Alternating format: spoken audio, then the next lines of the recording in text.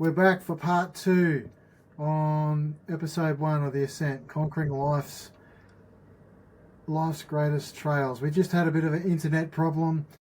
The internet's patchy. We'll just keep going. We'll keep trying, keep going along. This episode's coming along nice. So bear with us, folks. Where were we? Talking about your book, Mark. Talking about the humbleness of Brazil and the locals and local knowledge. Yeah, it's important to have that local knowledge. I think that's the winner. Yeah, when people have that, they usually can make decisions that are informed, and that in itself is really what's important. So what's the hike that changed you forever? Good question. So for me, 2020 February, middle of summer, not all that long after my divorce, moved place to the place I'm at now, went up to Cairns. I said, you know what, fuck it, I wanted to do it. I've been eyeing it off for a while, so I ended up climbing Mount Bartle Frere, the highest mountain in Queensland. I think that's 1,692 meters above sea level. One way up was 4 hours and 2 hours in return. It is probably one of the biggest hikes I've ever done. It's probably one of the highest it is to date the highest mountain I've done. The one thing I will say is that I made a couple of significant fuck-ups on that mountain, and they had implications, and it was how I was able to get myself out of that potential, prevent those potential implications, I should say, from taking place, that made things a hell of a lot easier for me. But I also learnt a lot from it. So it is something that I hold special to me. Sorry, just to clarify, it's 1,611 meters above sea level. So decent hike. But I can get you that information after this one, that's for sure. It is definitely so it's a hike that just took me on. It was a test, no one's ever done Bartle Frere in the summer. No one that's from outside of Cairns region. I grew up there, so I was used to the humidity, I was used to the heat. Now, the one thing I've come to learn with mountains such as this is they have an impact on the weather pattern, right? Mountains over a certain amount, I would say probably 1,000 meters above sea level, definitely have an interference or an impact upon the weather, right? Now, places like Bartle Frere, what I did, I guess for me personally, I did a lot of research. I talked to people that had done it before. I said, what were your problems? What were the things that fucked you up the most? What were the things that gave you the most? What were the things that worked? What didn't? What could you have done better? I made sure I learned what they learned and understood why they made the mistakes they did, right? That's the biggest part. That's part 1. Part 2 is the doing part. So I had to go down and I had to scope it. So like I said, Bartle Frere is a place that can be covered in cloud. The weather can change like this, all the time, every time. It could be fine outside your door and it'd be blue skies, but there'll be cloud pulling in, and that creates a problem with visibility. And that is a big problem. Visibility goes, the ability to be able to move forward without getting lost is diminished to zero. You can't do it. You'd have to either wait it out, camp the night, whatever, right? Or just hang tight. Now, with the things in relation to this, weather changes so often. So I was doing drives down, I was doing some recon, I was checking the mountains, checking the weather forecast for the next 1 or 2 days. Now, I did this and I noticed that it was going to be a perfect day. I noticed the weather was looking good, it looked clean. I got the day before, it looked pretty nice, not too bad. The day got lucky.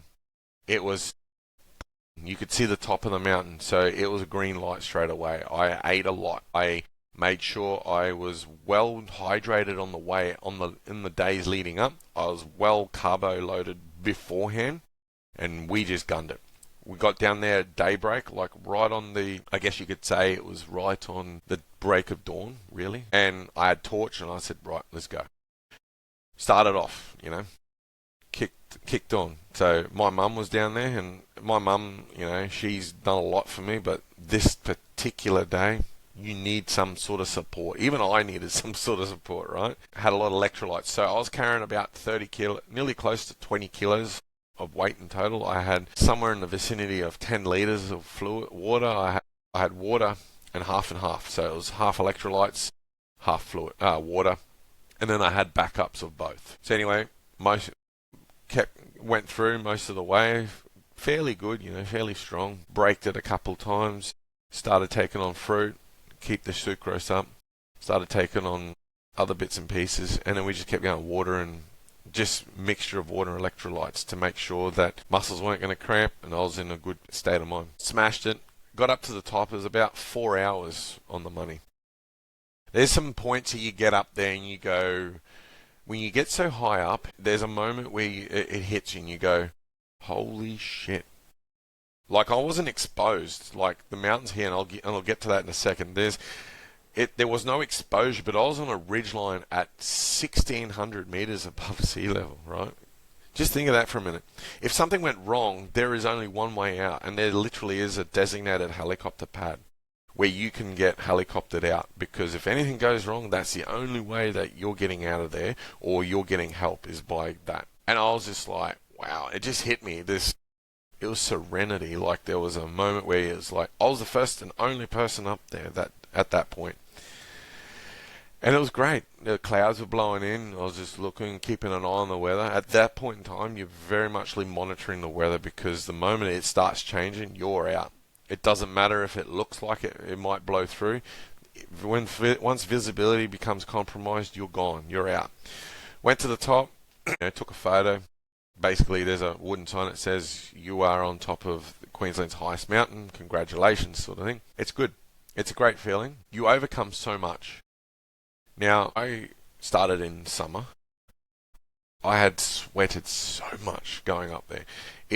I had probably lost about maybe half to about 25 to 50% of what fluid I was putting into my body at that time. And I had no worries about the leeches, because I was using a Deep 40 product. Very good. But the thing is that it doesn't allow your skin to dry, because you spray it on yourself, and I put it on to a point where the leeches wouldn't get me. So that works. Anyway, got to the top, come down, got to the top, took it all in, did some videos, just relaxed, breathe, just took a moment to take it all in. You're at 1,600 meters above sea level. Now, I can't say that I know exactly what it's like to climb Kilimanjaro or K2 or Everest, but holy shit, if that's what it's like at 1,600 meters, you imagine doing 8,000 meters above sea level or 6,000 meters above the sea level, and the amount of the euphoria and the joy. But then at the same time, it's a wash, so you're getting this, and then you're getting the same thing as fear, and it's like, fuck, we've done it. And then it's the next thing you're doing is, okay, we need to get down. How do we focus on getting down? And that was my next part. So I came down, retraced my steps down to the helicopter pad, and it was at this time where I decided, you know what, let's have a break, let's sit up, let's relax. Had sandwiches, ate a lot of food, predominantly because I'd burnt so much getting up there, but I was also going to burn a lot more coming down. Drunk a lot of water. I'm a bit weird when I do hikes. I do drink water, but then I stop, and then I do, and it's crazy. But at that point, I'd been drinking a whole heap, so it didn't matter. And now looking around, and I was like, there's a group of people, small group of people that went up, and they're like, oh, you been to the top? And they asked me, have you been to the top? And I said, yeah, of course, definitely. You're very close, guys. Keep going. You're going to get there. They were excited, they were pumped, to be told that they were close and that they were going to do it. Anyway, so I didn't stay long after this point, because the weather had started to change, and I'd noticed, and this is one of the things that's important, you need to keep a weather eye out and just see what it's like. Being a local, I kind of understood that being that high up, understanding that the mountains at certain levels of height some mountains have a certain thing where they influence the weather, or they can have a impact on the weather in a different way, right? Create their own weather patterns, per se. This is a mountain that would create its own weather patterns. If you look at K2 and you look at historical records and that, they create their own weather pattern 9 times out of 10. The weather at the top of something is a lot different to that at the bottom. Completely, every time. Now, coming down, I noticed that things were about to change. The weather was moving, it was changing fast, and my next problem was visibility. Anyway, so I started moving. Now, there's one thing I don't tell you. There's one thing that you don't understand, and it's only until you've done that max amount of effort with the legs that you realize you get to this point and you kind of like, you become a little bit disoriented, right?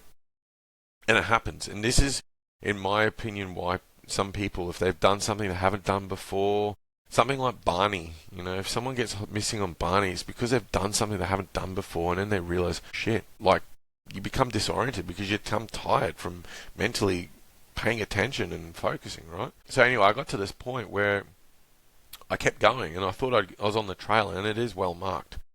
And I'm meant to move forward. I'm like, oh, wait a while. And then I realized something, and it hit me.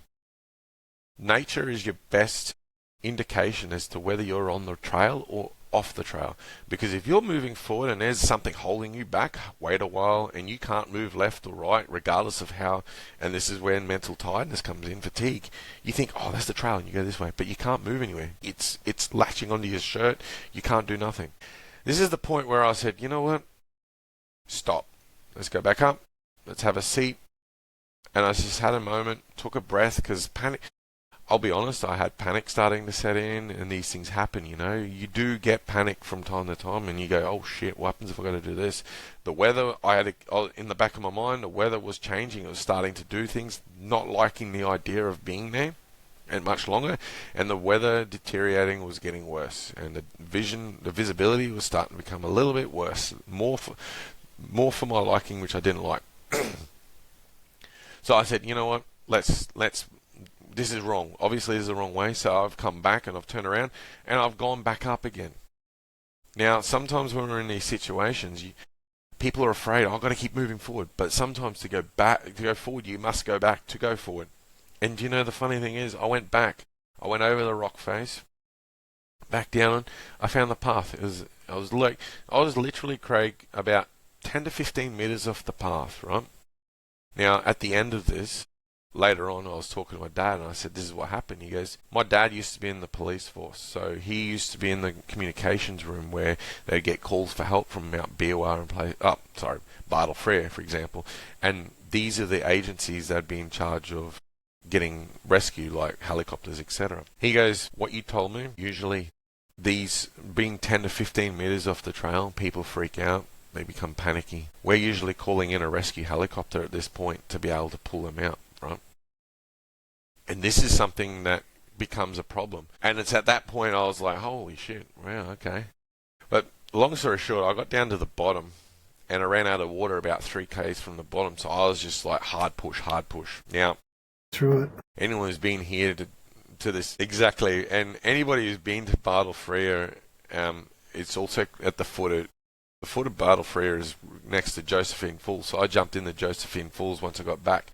I literally just got back and my legs started to swell up. My legs were cramping. I was in all sorts of pain, but I was hitting electrolytes. The one thing I learned many things on that trail that day, and a lot of that probably was the reason why that book was written on the back of, just based on that one hike. There are a number of times where I've gotten myself a little bit lost. But I've also stopped. I've also just stopped, taken the opportunity to reassess, breathe, don't panic, and just pick strategies that are going to get you to where you need to be. Exactly right. Strategies are survival. So I guess if someone's standing at their edge, lost in their own wilderness, like you shared, going up, all those sensations firing up, going up Bartle Frere and then coming down, what's the first step they need to take? Question. Look, the one thing I've learned about Bartle Frere is that you did mention about panic and checking in with the weather and that.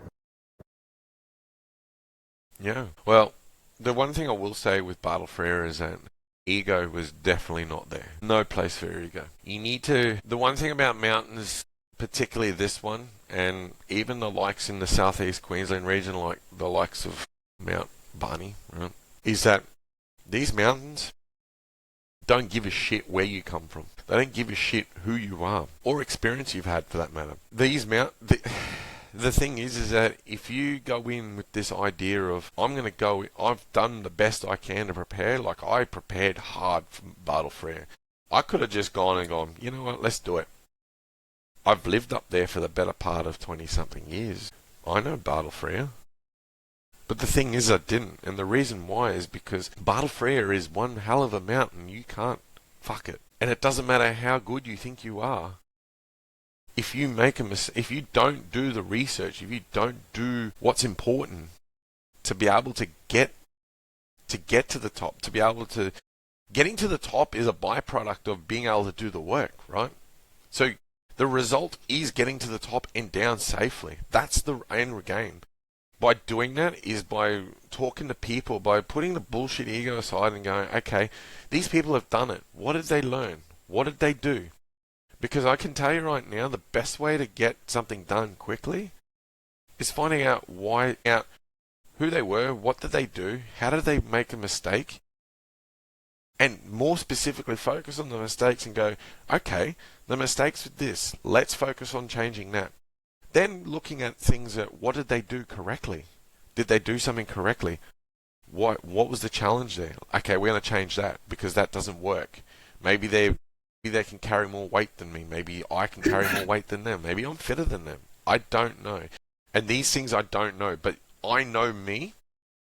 And if someone was doing this, they need to know themselves. They need to know what are their strengths? Are they strong? Are they strong people? You know, are they fit people? I mean, you've got to be fit to do Bartle Frere, all right? But fitness in itself has got a different line of things, right? Like for me, I'm fit because at that time I was doing karate, so my legs were strong from doing heaps of squats and like all this stuff, you know what I mean? So I'm kind of thinking, all right, I can carry more weight, I can add more weight, but I'm also not going to carry a lot of weight because I don't need to right now. Because I don't know what the impact is going to be. I can tell you right now, the impact, man, after that, I went to sleep that day because I come home around just after lunchtime. I went to sleep, I woke up, I was sore as shit the next couple of days. My back, bro, coming down from that mountain, my back was like an 80-fucking-year-old, man. And do you know why that was? I had, those day packs, those small little, I had all that shit packed up with stuff. So it wasn't a big backpack.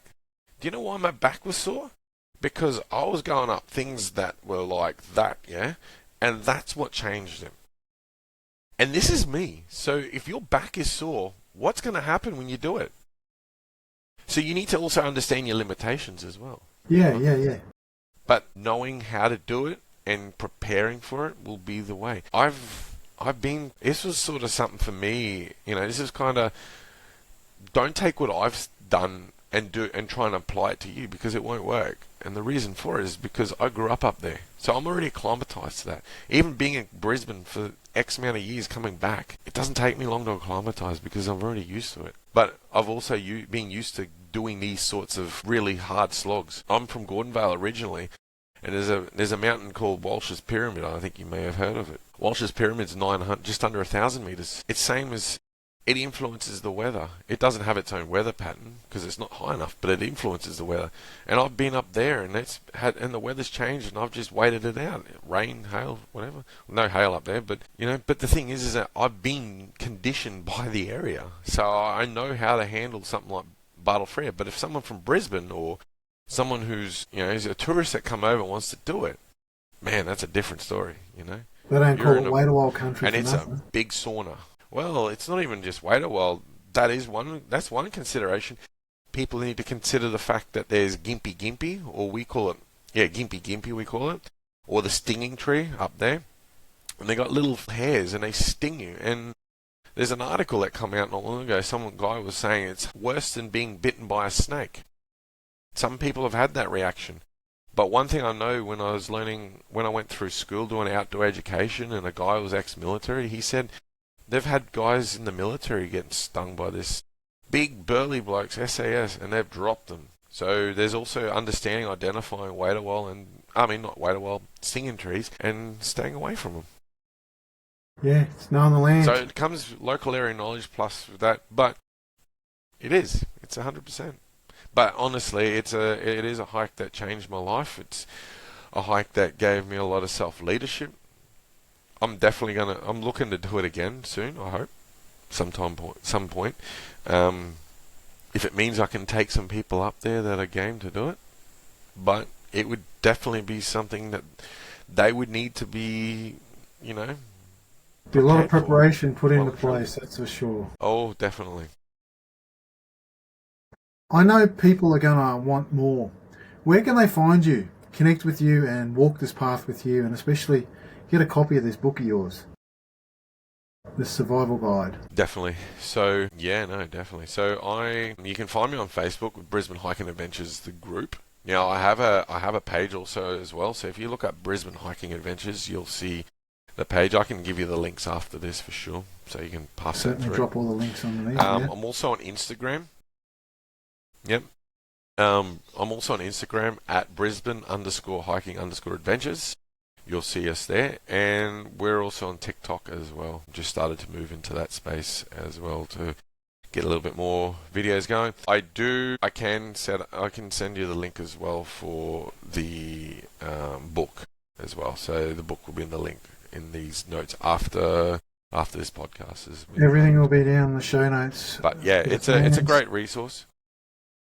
And follow along. Yeah. Definitely follow Brisbane Hiking Adventures. It's certainly an adventure, something to come out of your own comfort zone for. If this was your second chance, one final reckoning, if this was your second chance, your one shot to rewrite everything, to forge a legacy that outlives you, what are the 3 moves you make now to ensure you never go back, never break, and never lose that control again? Oh, good question. The one thing I've noticed is I've been doing a lot of these group hikes and they've helped. So I need to continue doing what I'm doing in relation to the idea of keeping the group hikes going, because that keeps the community, right? It's expanding that as well. It's expanding upon the book as well. I think writing is a tool and a vehicle in which you can pass down your information via, I would say, stories, but you can also pass down information via, like, the idea of writing is, it's more through the writing of books. It becomes a lot more simpler, a lot more easier. People understand that. And in making it accessible for people as well. I have always been a fan that books will always long last any author. But it is also it's also moving into a business side where people are getting exceptional value and turning this into an opportunity for me to be able to live doing this day to day consistently, giving that consistent high value, whether it be information, community, group hikes, small group hikes, where people are born through their self-leadership. Reborn again, I guess you could call it. Reborn again, that's right. Self-leadership. And also to invest in, and the idea of this is also getting people to invest in their personal development and using that as a vehicle to manifest an idealization of self-research. And self-research comes from being able to be put into these positions. So, for example, Craig, the best example I can say was when you did Tibrigaga those years ago, you learnt a lot about yourself in this instance, did you not? I sure did. You didn't just learn about, okay, I need to lose weight. You didn't it wasn't about you needing to lose weight. It was about your mental. Can I handle this? When most people won't. Especially most people with your weight, right? And it's the fact that you were like, yes, I weigh this amount, but I don't give a shit. I'm still going to crack on. This was fit, right? This, not so much. Now you have that equilibrium and it's coming together, right? But you're also researching, what can I do? How do I feel about this? What energy did it give me? We're coming back to these times where we're connected on our devices, right? All the time. Connected on our devices, focused on being connected, being, on Instagram. Man, it's completely documented that there are more mental health issues on the likes of Instagram and TikTok and all these places, man, right? You go to the trails, and it doesn't have to be Bartle Frere. It doesn't have to be Tibrigaga. It only has to be out the back in Mount Cootha or somewhere like that. It just needs to be getting out, being in nature, taking in that energy. Nature has an energy, has a different energy, and where you're just absorbing this energy, and it's cleaning your head, it's cleaning your heart, it's cleaning all these other chakras in your body, and it's giving you that glimpse of what you were like, where we come from. Because in past life, we were primitive peoples, right? Regardless of where we're from. Nationality mean nothing in this instance. And that's basically what I'm trying to accomplish here, right? We're over-connected by our telephones. We're over-connected by all this other stuff. And there's nothing wrong with that in moderation, right? It's like me drinking alcohol. Am I going to go and get absolutely smashed? No. But if I have a drink here or there, responsible, okay. There's nothing wrong with that. But at the end of the day, we just need to be moderate. We need to give ourselves... It's like you go in the gym. You set aside time during the day for you to go to the gym, work out. Everybody else does it. If people spend enough time to, okay, I'm going to go to the gym and I'm going to work out. Hey, wait, hold on. Why can't I do that and hike and fix my mental health and fix my energetic health at the same time? People Exactly. are time poor. So this is being time rich, is it not? Exactly, sure is. It's finding out. And that's what we're trying to do. It's exploring different ways of, instead of being conditioned that we've got to be in the rat race and go to the gym every morning to get that bit of movement, we can jump out into nature and explore other possibilities. Give the body a break. Of course. And of course give the body what it needs, both physically and mentally. Definitely. It's 100%. And that's a wrap. Energy. That is the Legacy Forge. The fire is set. First one, mate. First one. We're on... Congratulations, we're brother. sitting on about an hour and good 45. So that's it, Mark. Catch him on all the socials. I'll send you those links. Dropped out again. They'll be in the notes below. Yeah, I'm here. Hey. Internet's playing up. We've had some internet issues today. I'm not going to lie, but look, we persisted, we moved on, and the the end tech. result. This is the very first episode, so I want to thank you, Mark. The internet's playing up, but that's all right. Yeah, I appreciate it, mate. It's It's been an honour to be your first episode for sure.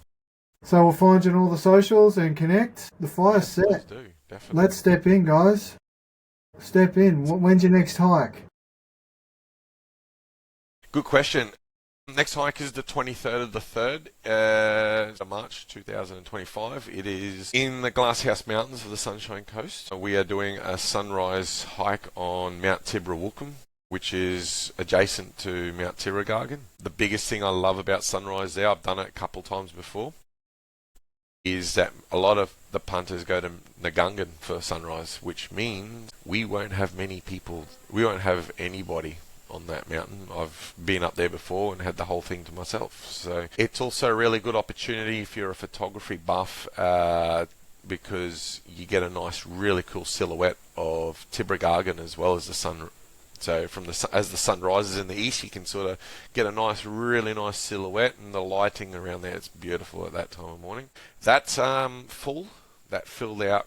Oh wow, I think that was filled out in the first 24 hours. 24 to 48 hours, yeah. You got to be moved to get on these hikes. Yeah, you got to get in quick. There is a possibility at this point in time we might be running 2 groups, because there is about 21 people going to that one. So we have closed it just because we don't want a whole too many. It's going to be quite a lot. So we are going up there early in the morning for sunrise, but it's worth it. But there is a calendar as well in the group.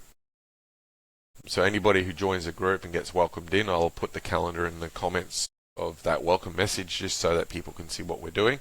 And I have pre-planned it up to around mid-year, so we can work out what we're doing. Obviously, people want to create their own events, they can reach out and let me know, or we'll be running that. There is a possibility we could be doing fortnightly, but it depends on numbers at this point in time. So in hindsight, join the group, Brisbane Hiking Adventures, and stay up to date with all current events. Yeah, exactly. You got to be in it sort of to win it, I guess. Like it's getting really, the group hikes are going really quite well. But yeah, no, I'm enjoying it.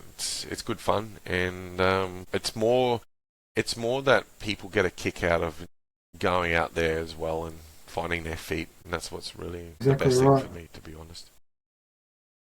Oh, well, we'll drop the details down soon in the biography of this podcast, and yeah, come join the adventures. Anyways, guys, thanks for tuning in to this very, very first and very special podcast. Episode 1, The Ascent, Conquering Life's Most Difficult Trails. I'm your host, Craig Whitney, and Mark Murray has been my long friend for over 12 years now. It's been a while. Jumping on, talking about conquering life's most difficult adventures and building a legacy at the same time. Definitely. Anyways, time to tune out, guys. Look forward to speaking to you soon, and the next episode will be very, very soon with someone else who's stepping into their fire and building their legacy. Speak soon, guys. Bye for now. Bye for now.